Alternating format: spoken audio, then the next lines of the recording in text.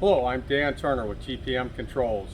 I'd like to go over today how you can charge accumulators, and a couple of things that you need to know before you can just jump right into it is you need to identify, one, the type of charge valve that your accumulator will have to it, and two, the type of nitrogen bottle that you're going to be tying into to get the pressurized nitrogen to come into your accumulator.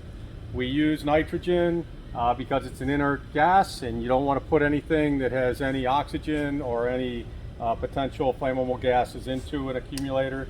So always use inert, and the most cost-effective, readily available gas is nitrogen. So we'll take the protective cap off, and at this point we see that we've got the typical 0.305 Schrader type valve that we're going to be using to charge the accumulator. This is the gas stem on this end. The bladder is inside of this, and this is our gas valve on our gas stem. So if you're just rebuilding an accumulator, one of the things you want to make sure of is that you've got a nice tight gas valve. So that's going to be very important to have that seal. The other thing you want to make sure of is that your insert inside your gas valve is properly torqued.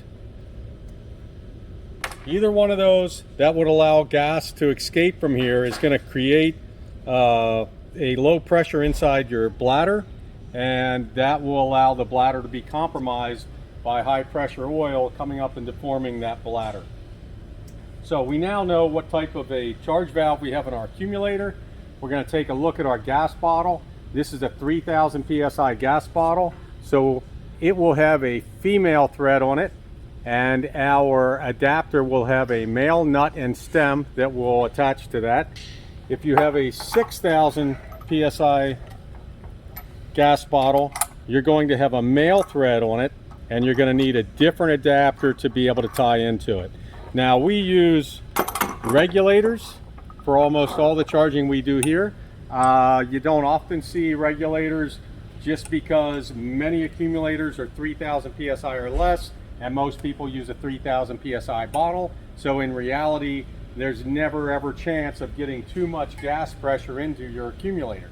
So regulators are not always necessary. It's a convenience. It's convenient for us because a lot of times we'll charge them to just a very low pressure, and it's an easy way to set it, and it just happens on its own. So we've already got our reg attached. This is our charge setup here. We have a needle valve on the back. The bottle is already open, so we see we've got pressure on our gauge. Our regulator has been turned in, but we don't have a regulator gauge on there right now. And then we're going to come over to our accumulator, and this is your typical charge head right here. It's a very simple piece of equipment. You've got your gas chuck that actually just threads onto your Schrader type valve. You've got a little dump valve here that you can use to allow the gas to escape, and then of course you've got your pressure gauge. So you want to make sure that all this is in good shape. Make sure your gauge is in good shape. So you can use this type of head to charge and to check. So if we were just checking the gas pressure, we would not have the hose on it. This could just have a plug here at the bottom. So we're going to thread our gas chuck onto the gas valve. Just get it nice and snug by hand. Just take a small wrench. You don't need to get Gorilla on it or anything, just a nice little snugness there. And we're going to make sure that our T-handle on our gas chuck was turned counterclockwise so it is not depressing the stem on the insert. Now this accumulator does have some pre-charge already in it, so I'm going to close the bleed off. I've got my needle valve closed, so just by turning my T-handle on my gas chuck in, I see that I've got very close to 800 psi already in this system. Okay, so we've just checked that our gas charge is about 800, and let's say that our pre-charge is supposed to be 1000. At that point, we're going to want to add some nitrogen to the system. our bottle is already open. We've got our hose connected. The only thing we need to do at this point, since we're already depressed on our stem, is open our needle valve. So you can see the gauge is going up already, but be aware that just because the gauge hits 1,000 doesn't mean that's what's in the accumulator. As soon as I turn the needle valve off, the gas balances basically, and we drop back down to about 900. So we like to release the gas into the accumulator relatively slowly. If it's going in too fast, it gets very cold and can actually freeze the neck of the bladder and cause that to be very brittle. So you like to do just a very slow charge of nitrogen into the accumulators to avoid any chance of creating a brittle bladder. Okay, we're at 1,000 right now, so we feel pretty good about that. I'm going to turn my T-handle counterclockwise. So what that has done, it has isolated now our charge head from our accumulator.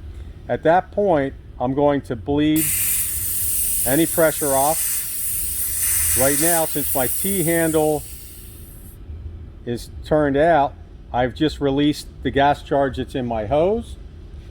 So I'm ready to take my charge head off.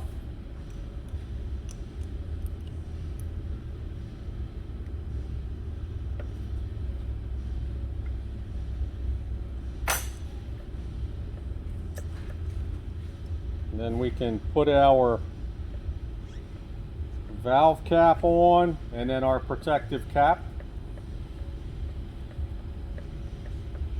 You do not want to see accumulators out in the wild without a protective cap on them.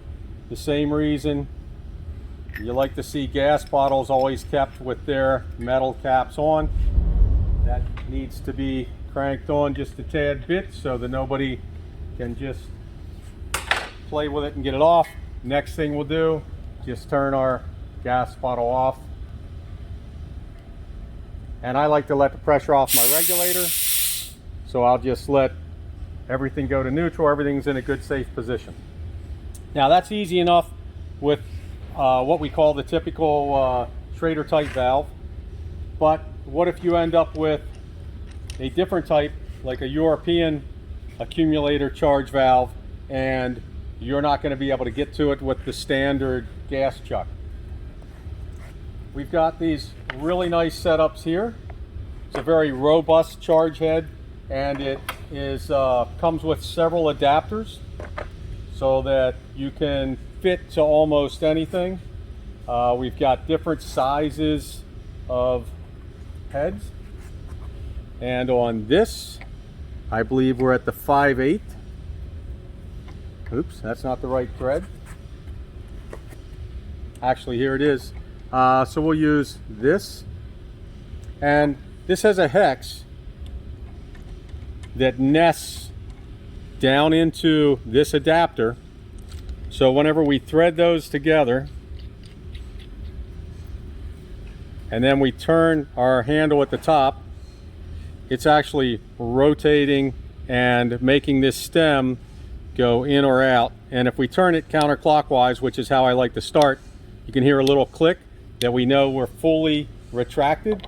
So whenever we install this, we will not be depressing onto the gas stem. Now this head comes with two auxiliary ports. One would be for the gauge, and we would just pick, let's say, well, today we'll pick the low pressure gauge because we're just on like a small shipping pre-charge for this. Then the other adapter would be for the hose, and the hose is going to go on to our bottle adapter, at which point that would go into the port on the bottle. And then the way this system works is that this is our bleed off, so we can turn it counterclockwise to bleed any nitrogen off. We can be looking at the gauge while we're working this. We would turn the knob clockwise, which would depress the valve stem, and at that point we would be ready to fill this.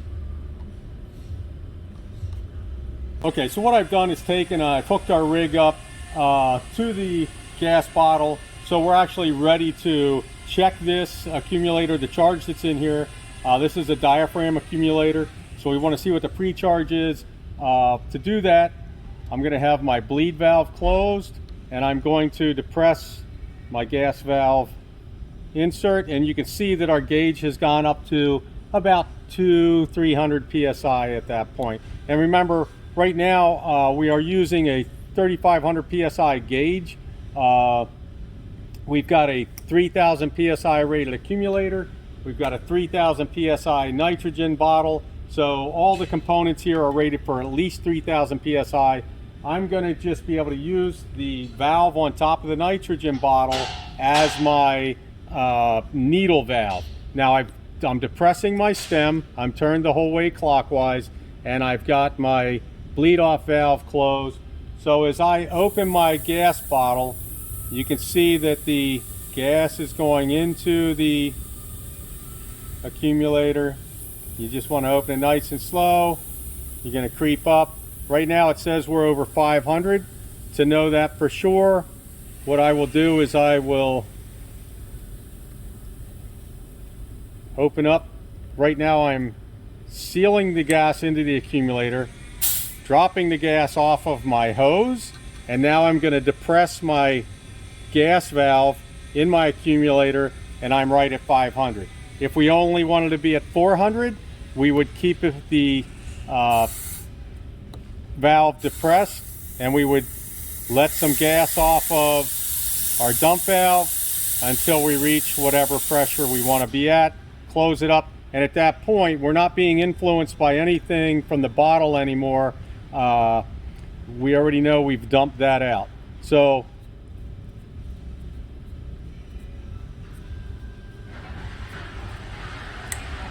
now we can hear the click at that point, and again, there might be some on the hose left over from that last experiment, but again, if you want to verify,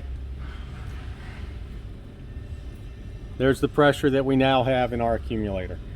So from that point, you're going to disengage it, dump the pressure, and everything should be in a safe state. You've already got your bottle closed off. You can remove your charge rig.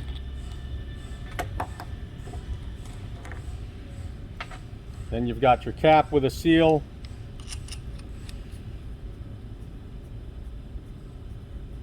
And everything's in good place.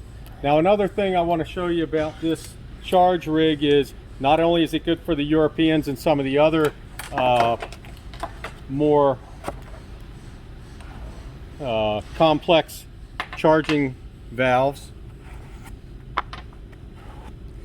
but we also do have an adapter that threads into the 5/8 that we just used that takes you down to a Schrader type of thread. So we can use this same piece on the Schrader type valves as I demonstrated originally, and the stem in there is operated exactly the same with our knob at the top. So it's a very nice kit, nice and robust, allows you to do a variety of different accumulator charge valves, and it will last for a long time because of the way it's built. So there's how you charge an accumulator. Just wear PPE, make sure you've got your glasses on, make sure you use nitrogen, and make sure you use components that are compatible with the pressure that you're using. If you got a 6,000 psi tank, then use a 6,000 psi gauge. Make sure that all your needle valves, hoses, everything that you're using is compatible with that pressure of gas. If not, then I would recommend that you use a regulator to be able to knock that 6,000 down to a range where everything is rated at. So that's it. Thank you for watching.